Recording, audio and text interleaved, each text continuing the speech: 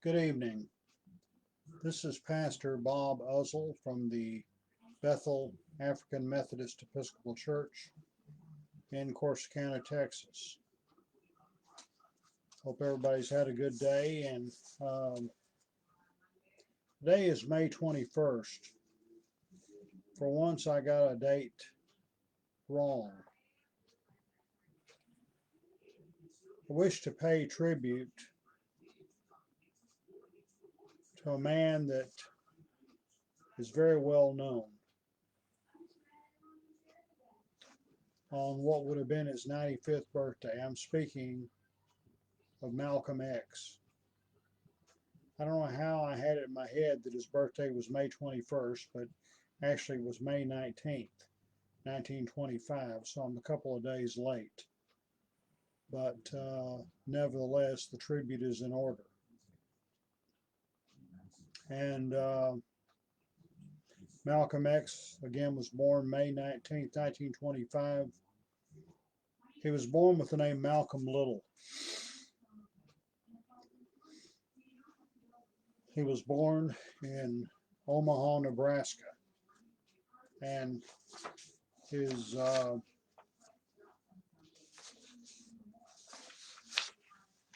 he was the fourth of 7 children born to Louise Helen Norton Little and Earl Little.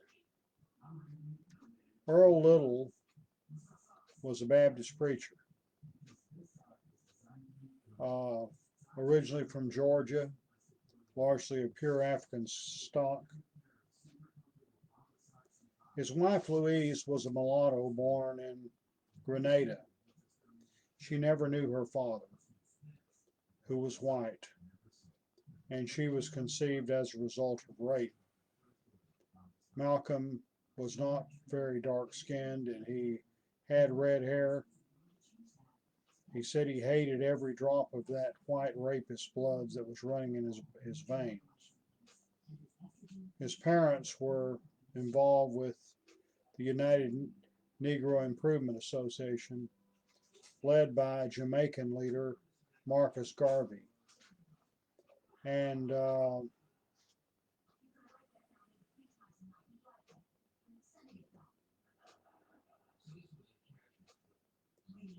Earl Little was very outspoken in his views. And as a result, his family had to move a number of times. In 1926, they moved to Milwaukee, Wisconsin, and shortly afterward to Lansing, Michigan, where Malcolm grew up. They were harassed by the Black Legion. Now, in spite of the name, this was not a black organization. It was a white supremacy group. And from what I gather, about the only difference between the Black Legion and the Ku Klux Klan was that the Black Legion wore black hoods and robes, whereas the Ku Klux Klan wore white. Their philosophy was the same, and they were equally prone to violence.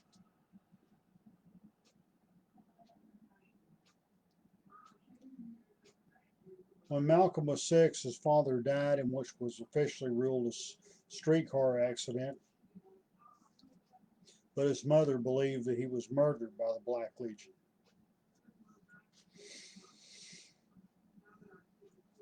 Now, it was hard to make a living.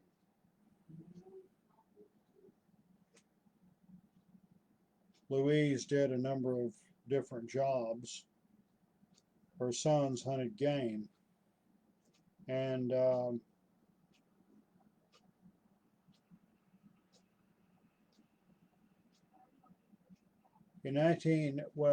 it was during the time they were in Lansing that Louise left the Baptist church to become a Seventh-day Adventist. And Malcolm says a few things about the Seventh-day Adventist in his autobiography.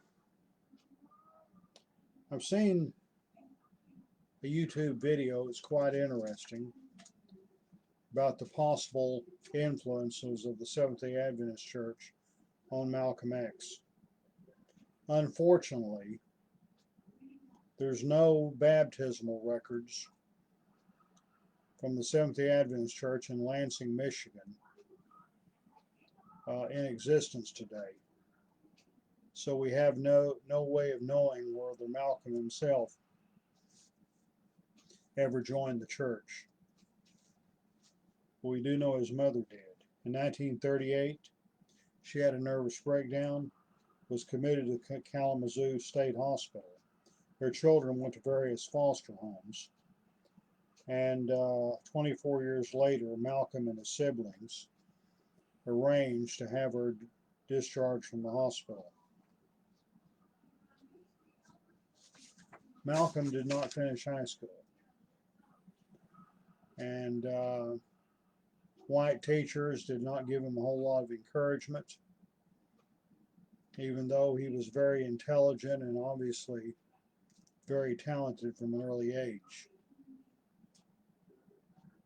From age 14 to 21, he lived with his sister, Ella Little Collins, in Roxbury, a largely African American neighborhood in Boston. He held a variety of jobs, and he was in Flint, Michigan for a while, then in New York City.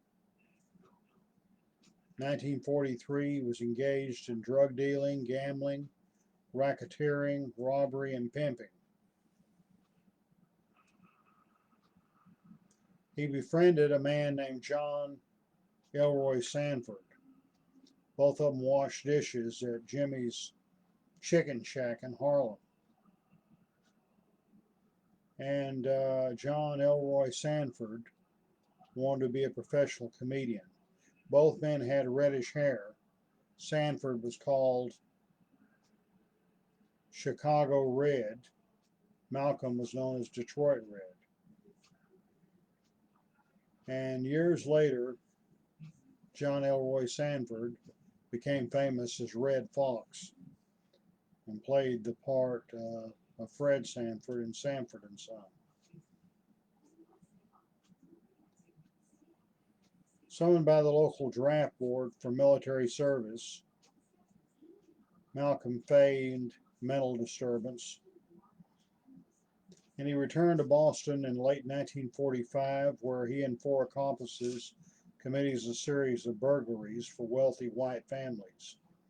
1946, he was arrested while picking up a stolen watch he had left at shop for repairs. In February, after serving 8 to 10 year sentence at Charlestown, he began serving that sentence in February of that year, Charlestown State Prison, for larceny and breaking and entering. He later recalled that he came to Cambridge, Massachusetts for the first time in 1946 to stand trial as a common thief.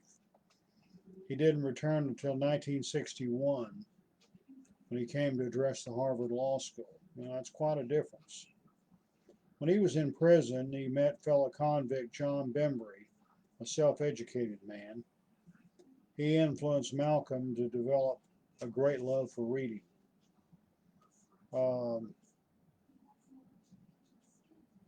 It was his brother Reginald who wrote to him in 1948, telling him not to eat any more pork, don't smoke any more cigarettes, I'll show you how to get out of prison.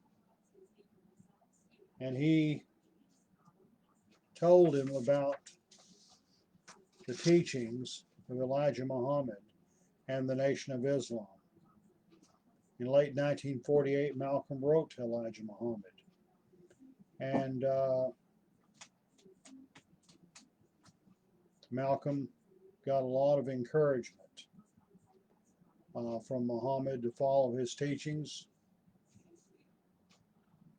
urged him to pray and to repent, never engage in destructive behavior again. And After his parole in August of 1952, Malcolm visited Elijah Muhammad in Chicago. In June of 1953, he was named assistant minister of the nation's Temple No. 1 in Detroit. Later that year, he established Boston's Temple 11. In March 54, he expanded Temple No. 12 in Philadelphia, and after 2 months later, he was selected to lead Temple No. 7 in Harlem, where he rapidly expanded its membership. And the FBI, shouldn't come as any surprise, began a surveillance. Malcolm was very effective in recruiting new members, a very dynamic speaker, and quite a charismatic individual, to say the least. At one of his lectures, he met a woman named Betty Sanders, who eventually joined the Nation of Islam. He proposed marriage to her in January 1958. They married 2 days later, had 6 daughters, and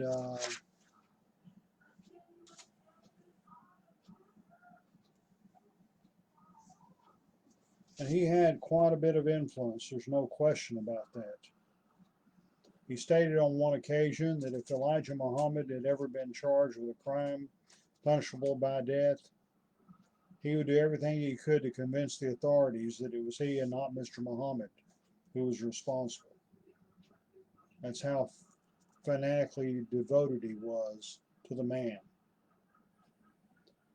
And he became very prominent.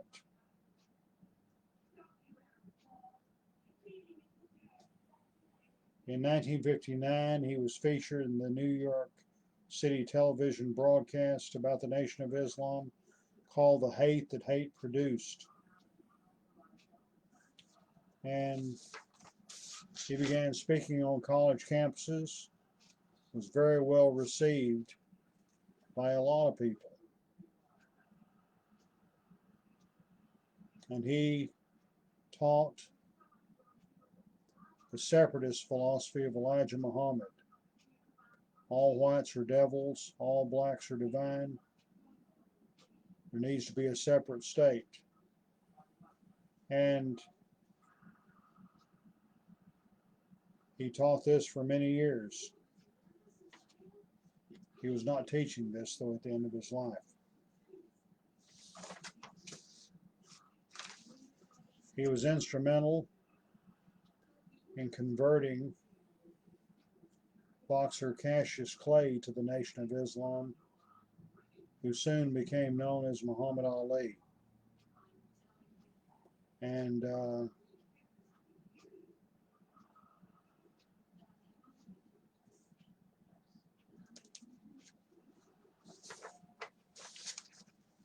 he also became aware that his spiritual leader, Elijah Muhammad, was not living up to the very strict puritanical teachings of the organization. A number of secretaries brought paternal suits against him. And that was common knowledge within the nation. And Elijah found scriptures in the Bible to justify his behavior. He said, you read about David taking another man's wife, I'm David. You read about Noah getting drunk. You read about Lot sleeping with his daughters. I must fulfill all these things. And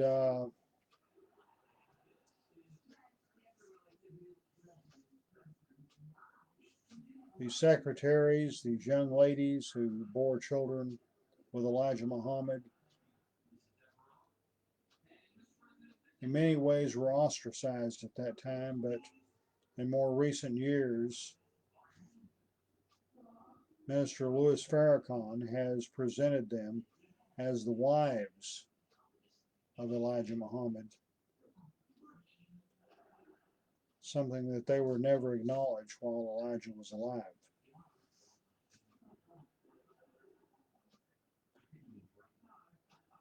Malcolm became more popular than Elijah himself,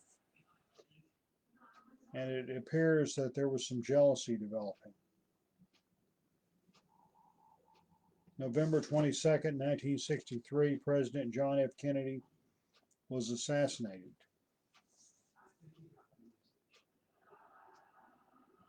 Elijah ordered his ministers not to comment.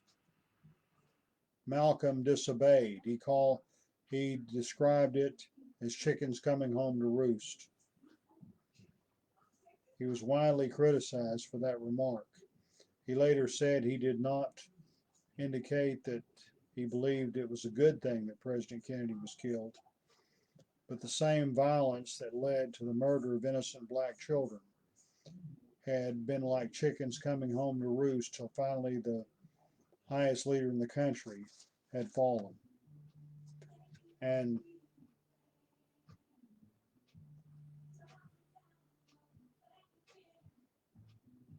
Malcolm was suspended for 90 days due to his disobedience to Elijah. And the suspension turned into an expulsion. Malcolm never returned. He founded Muslim Mosque Incorporated and the Organization of Afro-American Unity. In April 1964, he made the pilgrimage to Mecca, obligatory of every Muslim at least once during a lifetime. He was delayed in Jeddah when his U.S. citizenship and inability to speak Arabic caused his status as a Muslim to be questioned. But he was helped by Abdul Rahman Hassan Azam, the author of The Eternal Message of Muhammad. And the next morning, he learned that Prince Faisal of Saudi Arabia had designated him as a state guest. And he completed the Hajj rituals, had a personal audience with Prince Faisal. He later said that seeing Muslims of all colors, from blue-eyed blondes to black-skinned Africans, interacting as equals led him to see Islam as a means by which racial problems could be overcome. And he gave the impression that race was not an issue at all there. He knew there were Muslims of all nationalities. He traveled on the African continent, became concerned about the efforts to throw off European colonialism. And on one occasion, he talked to the Algerian ambassador to Ghana, and a man who was a revolutionary who carried on a successful revolution in his own country. He explained to him his vision for black nationalism. And after he discussed this, the man asked, where does that leave me? Because this man had white skin, was of European ancestry, and he convinced Malcolm that he may be alienating some people that could be a great help to him.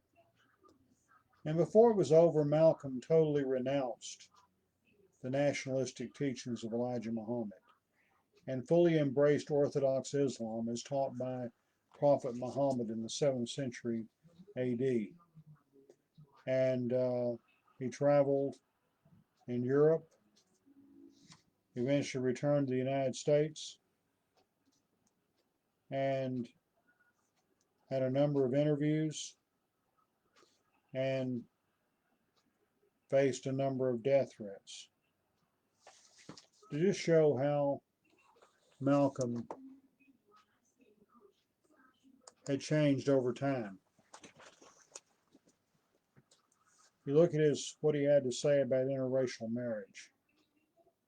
During the time he was a follower of Elijah Muhammad, he was totally opposed to it. Shortly after he broke with the nation, he expressed the opinion that he didn't think it was really worth it because interracial couples face so many problems, but he didn't have the bitterness he had had previously.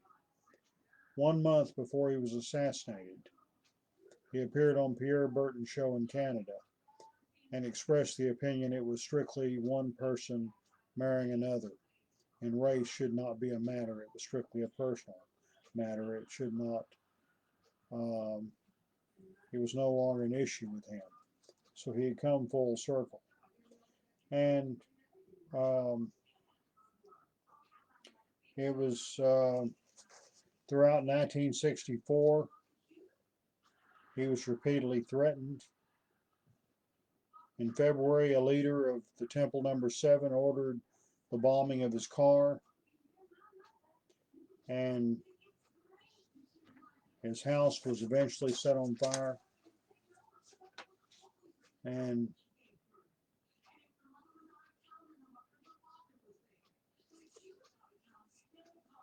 it was a difficult time.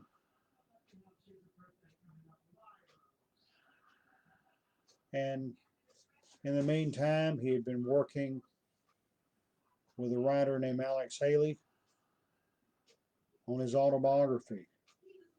Malcolm told his story to Alex Haley. Alex wrote in first person as if Malcolm were talking. And after they completed the manuscript, Malcolm took his red pen and made corrections. "Let me read this over one more time," he said. "I don't think I'm going to be alive when this book comes out." And on February 21st, 1965, he was holding a meeting of the Organization of Afro-American Unity at the Audubon Ballroom in New York, and he was assassinated. 3 men went to prison for the assassination. One was Talmadge Hayer, who later confessed to being one of the assassins. And 2 others went to prison, claiming they were not involved at all.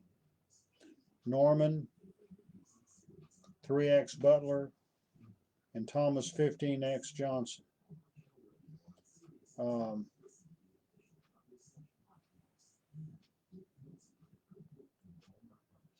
Butler is today known as Muhammad Abdul Aziz. He was paroled in 1985. Johnson, known as Khalil Islam, was released in 1987. He maintained his innocence until his death in August 2009. Hayer, known as Mujahid Halim, was paroled in 2010. And Malcolm's funeral was held at the Faith Temple Church of God in Christ in Harlem.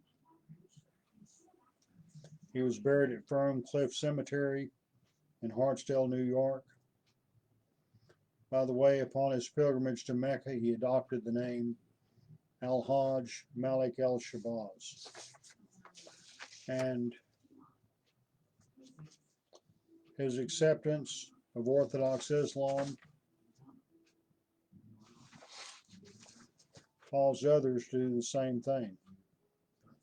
He was a close friend of Wallace Muhammad, the son of Elijah Muhammad, who eventually succeeded his father. Wallace had been in and out of the nation for years. But a few months after his father's death, he announced that the black nationalism of his father was being rejected. And all nationalities were welcome to become part of what was then called the World Community of Islam.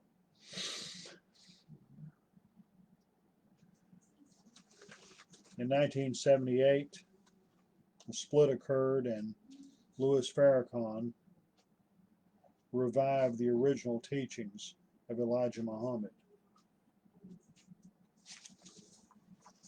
A lot of claims of a conspiracy, and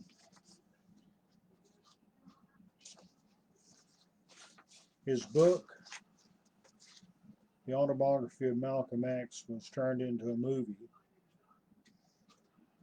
in which Denzel Washington plays the part of Malcolm X. And in the movie Roots, the second generations, on the last night, James Earl Jones plays Alex Haley, and it discusses his association with Malcolm X. And Malcolm's role is played by Al Freeman Jr. And by the way, Al Freeman Jr. was also in the movie Malcolm X, in which he played the role of Elijah Muhammad. And this year, 2020, a documentary came out on Netflix, Who Killed Malcolm X, and it's reported that Manhattan District Attorney Cyrus Vance has reopened the investigation all these years later. A man died in 2018, born William Bradley. He took the Islamic name of Al-Mustafa Shabazz. Some claim he was the one with the sawed-off shotgun who actually killed Malcolm. I hope the investigation proceeds. If Norman Butler spent years in prison for a crime he didn't commit, he needs to be compensated. Thomas Johnson is no longer living, but if he was incarcerated and was innocent, his family should be compensated.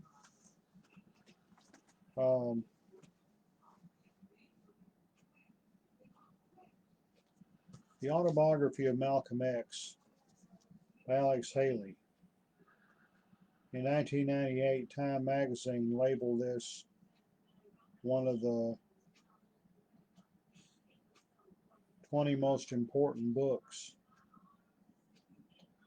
of the 20th century, and I fully agree. I read that for the first time in 1972.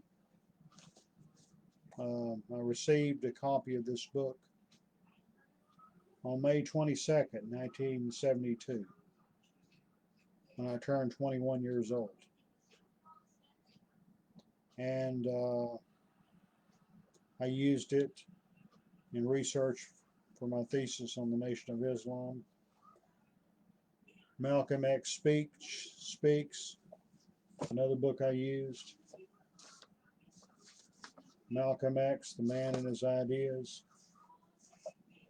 The Last Year of Malcolm X, The Evolution of a Revolutionary by George Brightman is a good book, as is Malcolm X, The Man and His Times, edited by John Henrik Clark.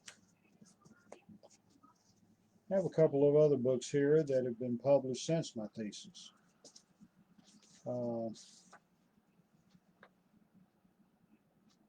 1979, Peter Goldman's book, The Death and Life of Malcolm X.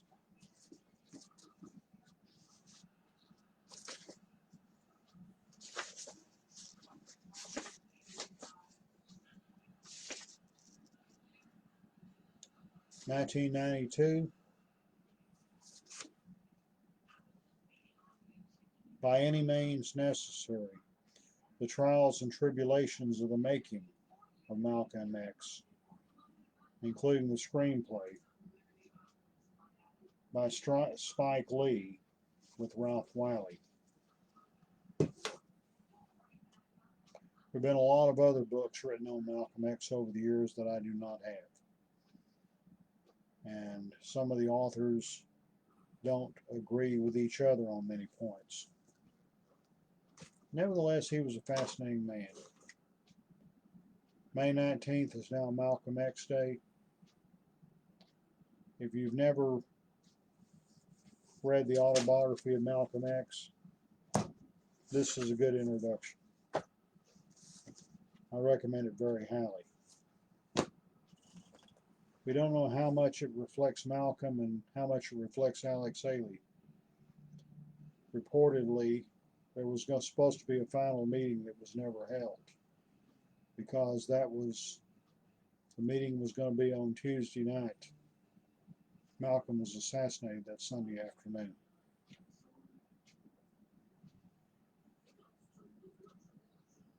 But I give tribute to Malcolm X, commemorating what would have been his 95th birthday. Have a good evening.